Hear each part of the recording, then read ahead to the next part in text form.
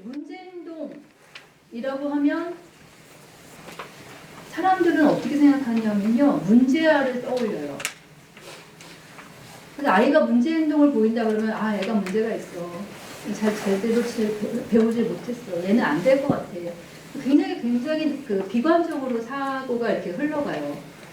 근데 그게 아니고요. 지금부터 배우는 이 행동수정 기법은 그 문제 행동을 보일 때 문제의 원인이 아동에게 있다고 보는 것이 아니라 그 전체적인 컨텍스트를 파악해 보는 거예요.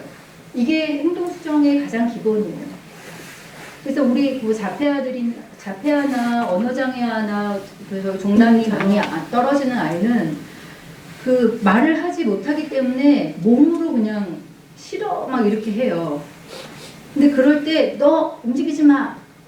왜 여기서 소리를 질러? 이게 아니라 얘가 말하려고 하는 메시지가 뭔가, 왜 이 행동을 하는가, 그 의도를 파악하는 것, 그 목적을 파악하는 것이 핵심이에요. 이 문제 행동수정법. 이 두 가지를 머릿속에 넣고 그리고 시작하겠습니다. 예, 그리고 아동이 만약에 챌린징 비헤이비어 계속 그걸 보인다는 건 그게 효과가 있기 때문에 계속 반복을 하는 거거든요. 그리고 가장 중요한 행동수정 기법 중에 하나는 일관성 있는 접근이에요. 이게 무슨 말이냐면 이 행동은요, 주로 보고 배우는 게 커요. 누가 행동을 이해를 하시나요? 이거는 바람직한 행동이니까 내가 이해가 됐어. 그럼 나는 이제부터 바람직하게 행동해야지. 이렇게 안 해요. 아주 꼬마 애들 보면은 그 남자애들 뭐 학교에서 막 때리고 놀고 그러면은 어느 순간 집에 가서 때리고 막 놀고 그러잖아요. 그냥 모방이에요, 행동은. 그렇기 때문에 일관성 있게 접근하는 것이 가장 중요해요. 그래서 집이랑 학교랑 교회랑 무슨 학원이랑 뭐 이런 식으로 이 커뮤니티별로 일관성 있게 접근하는 것이 중요해요. 그래서 만약에 부모님 여기 중에 그 자폐나 뭐 정신지체나 내 아이가 문제 행동이 있는데 그걸 고치고 싶다라고 한다면 부모랑 교사가 같이 협력해야 돼요. 교사가 학교에서 그거를 고쳐준다고 했는데 집에 오면은 그냥 다 풀어준다. 그럼 얘가 그거를 학교 가서 안 하겠죠. 그리고 머리가 좀 좋은 애들은 집에서는 마음껏 해도 되는구나. 이걸 금방 배워요. 근데 그게 나쁜 의도가 아니라요. 이게 바로 부모님과 이제 교사들의 그 협력의 문제인데, 선생님은 이게 하면 돼, 하면 안 돼, 이걸 분명하게 규정을 해줘서 아이가 이해가 돼서 하거나 안 하거나를 하는 거예요. 근데 집에 왔는데 엄마는, 선생님은 하지 말라고 그랬는데 엄마는 괜찮다고 그래. 그러면은 이 행동이 교정이 안 되겠죠. 그러니까 만약에 엄마가 우리 아이의 이 문제는 정말 해결했으면 좋겠다라고 했을 경우에는 학교 선생님이나 주일학교 교사 선생님이랑 같이 얘기해서 집이나 학교나 교회나 동일한 기준을 가지고 이 문제 행동을 접근할 수 있게 협력을 해야 돼요. 그래서 이거는 교사가 고칠 수 있는 문제가 아니에요. 같이 해야 되는 문제예요. 그래서 일관성 있는 접근이 필요하다. 이것도 굉장히 중요한 원리입니다.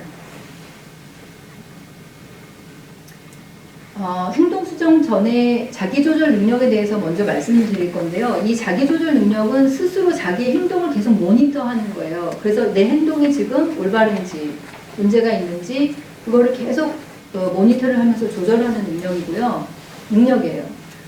그래서 만약 얘네들은 조금 더 인지적으로 더 잘할 수 있는 능력이 있거나 말을 좀 잘할 수 있으면은 이 자기조절 능력이 더 효과적이에요. 행동수정보다.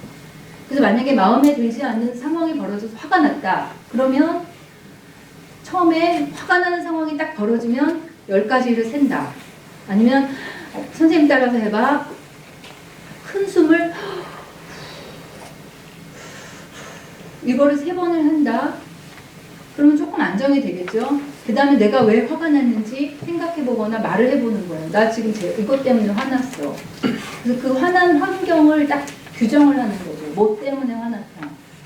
그러면 그 다음에 바람직한 대처 방법이 뭘까를 고른다는 말은 아까 말한 것처럼 그런 팩스나 소셜 스터디처럼 카드가 있잖아요. 그럼 이 환경에서는 어떻게 해야 될까? 아니면 엄마가 큐를 준다든지 해가지고 그 대처 방법을 고르고 그걸 행동하는 거예요.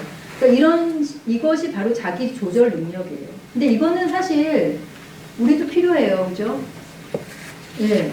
이는 장애아들의 문제만은 아니에요. 자기 조절 능력은 사실 굉장히 고차원적인 단계인데요. 아까 말씀드린 것처럼 장애 아동이 자기 스스로를 보호할 수 있으려면 이런 부분이 뭐 저런 것까지 해야 돼. 그게 아니고요. 어릴 때부터 하나씩 가르쳐 주셔야 돼요.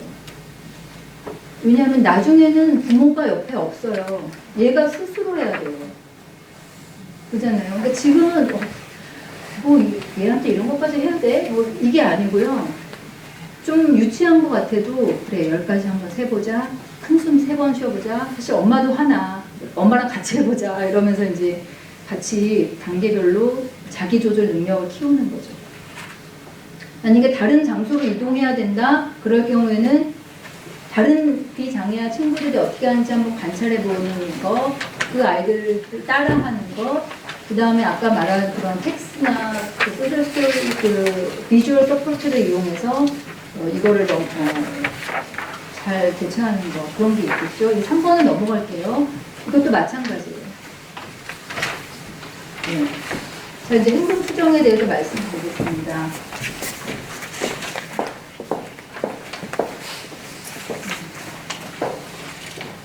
죄송한데 지금 혹시 좀 새로 더 오신 분들이 계신데요. 혹시 장애아 부모님들 한번 손들어 보시겠어요? 예, 그 주일학교 교사 선생님들 손들어 보시겠어요? 손 안 드신 분들은 네? 네. 이따가 저희가 그룹 액티비티 잠깐 할 건데 그때는 이렇게 그룹별로 좀 모여주셨으면 좋겠어요. 네.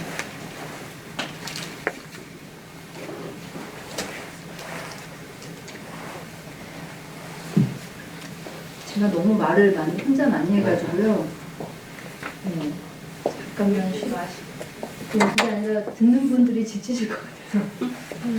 제가 홍혜선 선교사님 통해서 이 세미나 얘기를 듣고요. 무엇을 준비를 해야 되는지를 계속 고민을 하다가 준비를 하니까 너무 많은 거예요. 슬라이드가 60몇 장이 나왔어요. 그래서 그거를 또 줄이는 데 시간을 또 보냈어요. 그래서 나중에는 제가 중요한 정보들을 그냥 핸드아웃으로 나눠드리고 그 다음에 중요한 얘기는 그냥 하자. 그래서 좀 고르고 골랐는데 결국에는 제가 다 얘기하는 것 같아요. 그래서 좀 죄송하지만 제가 날이면 날마다 오는 게 아니라 뉴욕에서 오늘 오고 이제 가니까요. 조금만 더 집중해 주셨으면 좋겠어요. 지금부터가 참 중요한 내용입니다. 네. 이 행동수정법이랑 그 긍정적인 행동을 강화하는 이 행동수정법은요. 특히나 자폐아들을 위한 교수법 중에 가장 좋은 것 중에 하나로 지금 연구 결과로 나와 있는 부분이에요. 그래서 그리고 또 한 가지는요. 패밀리 서포트, 그 장애아 가족을 서포트하는데 또 가장 효과적인 것이 바로 이 부분이에요. 그러니까 이 행동수정법은 교사들만 알면 되는 지식이 아니라요. 부모님들이 집에서 쓸 수 있는 거예요. 그리고 이것이 교사랑 학교랑 가정이랑 같이 연결되면 굉장히 파워풀하게 아이들의 행동을 교정할 수 있는 그러한 교수 방법입니다. 간단하게 얘기하면 두 가지예요. 이 문제 행동이 시작이 되거나 유지되는 원인을 분석하는 거예요. 이 원인이 뭘까? 행동 자체를 보는 게 아니라 왜 이 행동을 할까? 그 원인을 분석하는 거고요. 그 다음에 이 행동의 원인이 파악이 되면 이거를 대체할 수 있는 좋은 행동, 바람직한 행동을 찾아서 그거를 대체할 수 있도록 도와주는 거예요. 이 두 가지가 핵심입니다. 그리고 기본적인 것은 아이가 문제가 있다가 아니라 환경을 분석하는 거예요. 왜 아이가 화날 수 있다. 네. 귤 드시고요.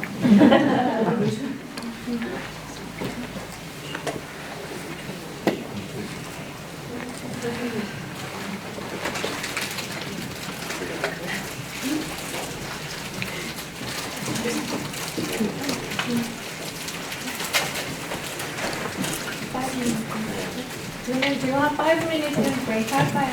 네, 혹시 8시 50분 전에 가셔야 되는 분 계세요? 8시 50분 전에 가셔야. 예, 그럼 5분만. 네, 네. 너무 힘드시고.